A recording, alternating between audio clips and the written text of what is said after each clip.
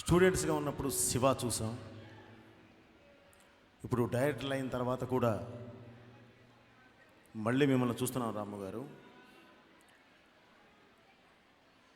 Same phase, ఏ phase తగ్గకుండా అదే దీనిలో వెళుతున్నాం. మిమ్మల్ని నిజంగా మేము ఇన్స్పిరేషన్గా తీసుకోవడంలో ఏమాత్రం తప్పు లేదు. నిజంగా ప్రౌడ్గా ఫీల్ అవుతున్నాం సార్.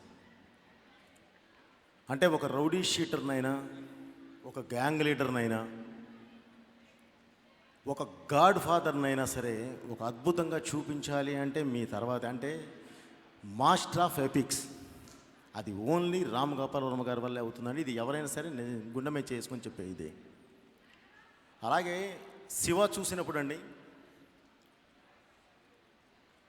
చాలామంది స్టూడెంట్స్ చాలా బాగా ఇన్స్పైర్ అయ్యి థియేటర్ నుంచి స్టెప్స్ దిగుతూనే వాళ్ళ వాకింగ్ మారిపోయేదండి, చాలా బాగా మారిపోయేది. అలాగే క్షణక్షణం చూసిన తర్వాత చాలామంది అమ్మాయిలు శ్రీదేవిలా నడవడానికి ట్రై చేశారండి. సో అంత ట్రెండ్ మీరు క్రియేట్ చేశారు, అందులో నో డౌట్ సార్. నాకు తెలిసిన ఒక నిజం ఏంటంటేనండి, జ్యువెలరీ యాడ్ చూస్తే గోల్డ్ చైన్ కొంటారో లేదో నాకు తెలియదు, కానీ శివ చూసిన వాళ్ళు మాత్రం ఆ రోజుల్లో చైన్స్ కొనటం నేను చూశానండి, సైకిల్ చైన్స్ కొనటం. అంటే ఒక సినిమా దాని ఇన్ఫ్లుయెన్స్ ఎంత ఉంటుంది అనేది మీరు చేసిన ఆ సినిమాతోనే ఇదైంది సార్. అలాగే ఈరోజు ఈ వేదిక మీదకి చాలా ఒక మంచి దీంతో పరిగెత్తుకుంటూ వచ్చామండి. ఏంటంటే ఒక అన్నమయ్య, అమితాబ్ గారు ఒక స్టేజ్ మీద ఉంటారు అని ఊహించామండి.